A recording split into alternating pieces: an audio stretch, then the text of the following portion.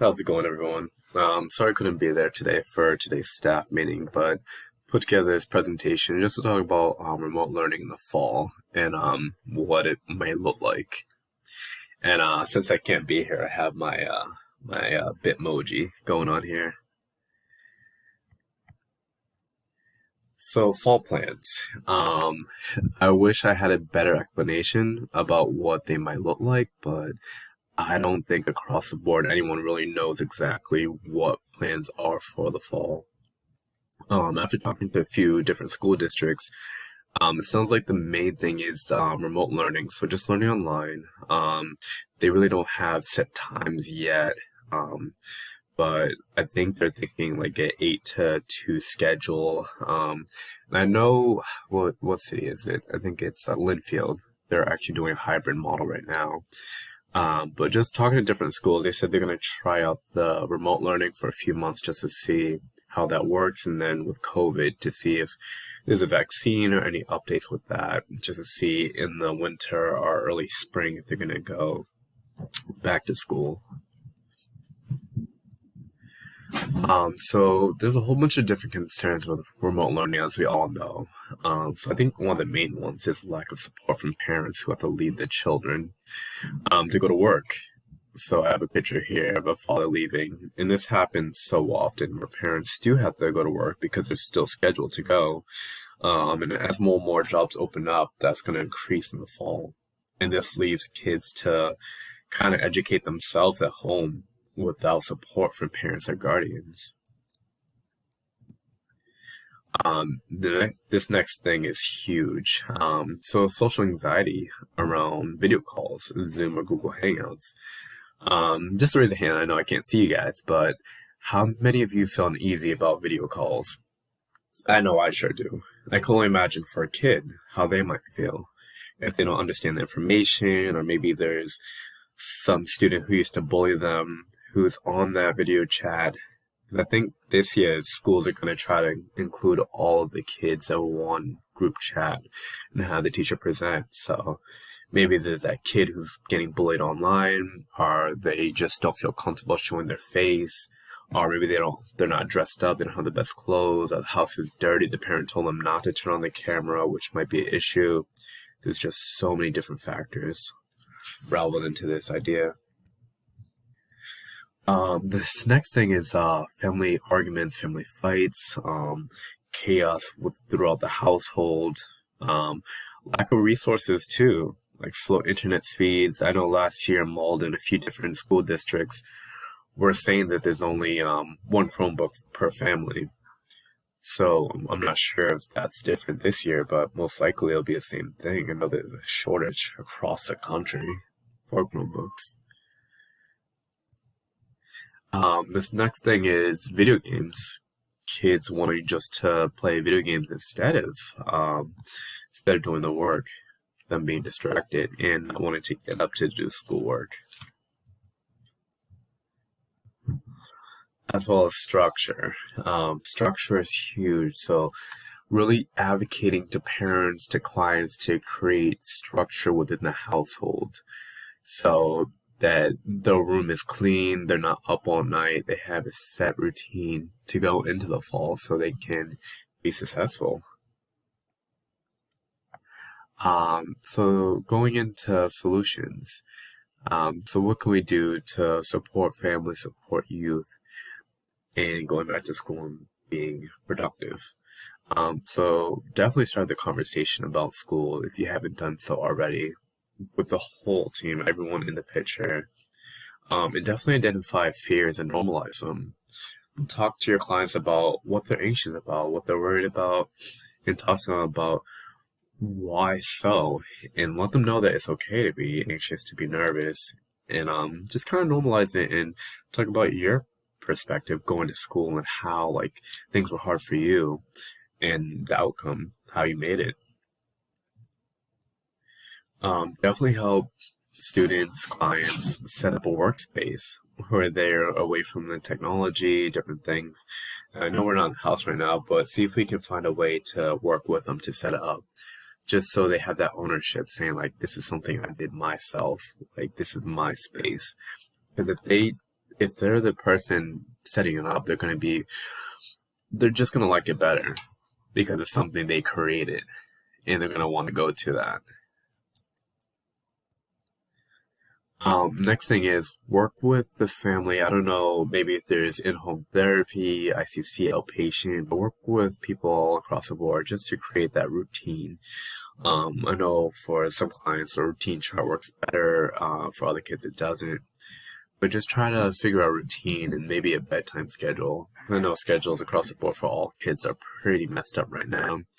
So just identifying like maybe starting now, like they go to bed 10 minutes early and kind of work their way up. I know schools are starting like mid-September, so it gives us a few weeks, but just starting that conversation now and seeing what we can put in place and giving them positive reinforcement. And I think that's another big thing, like working with my family's ICC and TM kids and the parents. They want the structure for the kids, but they're not exactly sure how to put that in place, and they don't want to start that argument.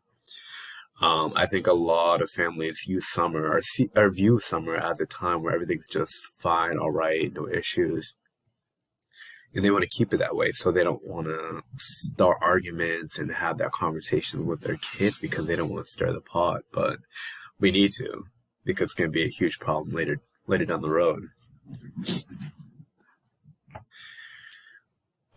This next thing is identify who the school team is.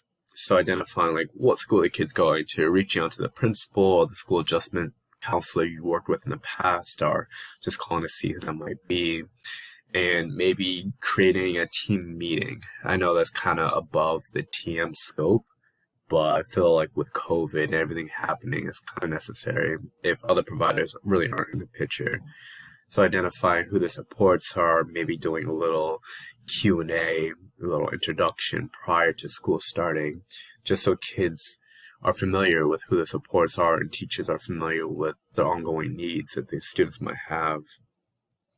And this is an ongoing issue with like IEPs. Like a lot of students haven't met last year for their IEP meetings.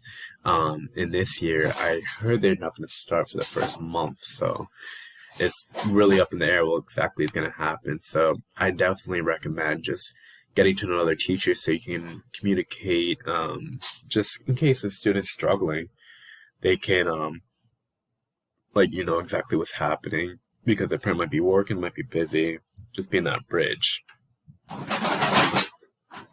And this last point down here, just inquiring about hotspots and internet use if needed, identifying with the families if they need ongoing support. I know last year that they were offering hotspots to families in need, so maybe this year they might be doing the same thing.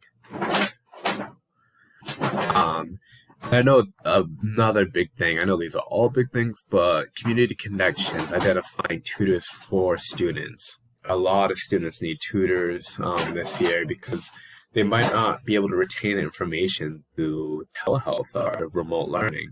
So identifying ways for students to have that one-on-one so that they don't fall too far behind and their self-esteem doesn't like go into the gutter. They need that ongoing support. So I think first, working with the school, because the school is a place to offer that support.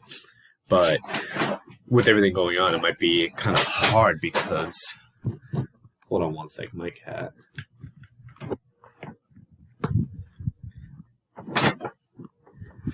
Okay, what I was saying is students, they need that support. They might not be able to learn one-on-one, or teachers might not be able to provide them that one-on-one support as they once were. So working with students, teachers, to identify that support so that they can be successful. Another thing is other resources for tutoring, including Tufts University and Housing Families. So Tufts University, they have a program where they offer tutoring. It's student-based tutoring. The person in charge is Cynthia. I have her email right here. So feel free to reach out to her. It's completely free. I'm not sure about the availability right now.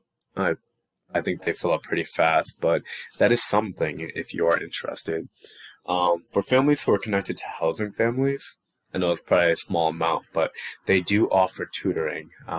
they're terrible at getting back to people, but this is their phone number. Um, and if any families have a caseworker, definitely reach out to the caseworker or have the parents reach out just to see if we can get them connected with that service.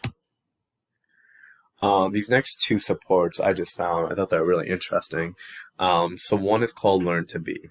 So this is an online tutoring service, completely free.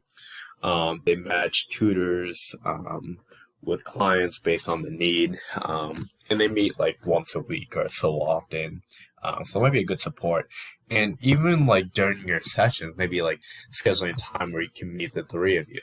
So you can support the client and just help connect them with a new provider. Because I know that first time is always a little weird. So that might be a great support.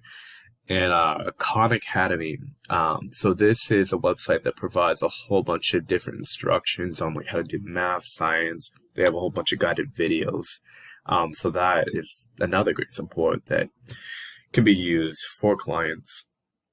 And it can be used during sessions. Maybe they say they're struggling with English, so maybe we're reviewing a video or so. And Katie, I don't know, you have to answer this question, but I was wondering, for tutoring students ourselves, is that something we can do? I know in the past that wasn't something, but I'm just wondering right now if we could take like 5 to 10 minutes or however so long just to sit down with kids and like help them out with their homework. So that's pretty much it. Just want to see if anyone had any questions, comments, or ideas. Again, I'm going to let you take it away from here. Answer any questions. Feel free to reach out to me. I'm going to be back in the office, our remote office, tomorrow 8 to 2:30. So if you have any questions, feel free to reach out. Thank you, everyone.